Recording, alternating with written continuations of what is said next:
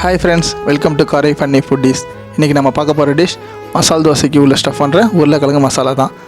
வாங்க பார்க்கலாம். ஒரு கடாயில் எண்ணெய் ஊற்றி கடுகு, உளுத்தம் பருப்பு, கடலைப்பருப்பு போட்டு கருவேப்பிலை போட்டு நல்லா வதங்கினோன்னே 3 பச்சை மிளகாவை நீல வாக்கில் கட் பண்ணி அதை கூட சேர்த்து, அது கூட ஒரு பெரிய சைஸ் வெங்காயத்தை நீல வாக்கில் கட் பண்ணபண்ணி அதை கூட சேர்த்து லைட்டாக வதங்கினோன்னே இஞ்சி பூண்டு பேஸ்ட் 1 ஸ்பூன் போட்டு நல்லா வதக்கிட்டு, ஒரு மீடியம் சைஸ் தக்காளியை சின்னதாக கட் பண்ணி அது கூட சேர்த்து கொஞ்சமாக தண்ணி விட்டு அதை குழையிற அளவுக்கு லைட்டாக வதக்கிட்டு மஞ்சள்தூள், உப்பு போட்டு நல்லா மிக்ஸ் பண்ணி மூடி வச்சு மஞ்சள் ஸ்மெல் போகிற வரைக்கும் அதை கொஞ்சம் குக் பண்ணிவிட்டு, அது கூட இன்றைக்கி நான் 4 உருளைக்கிழங்க அவிச்சு மேஷ் பண்ணி வச்சுருக்கேன்.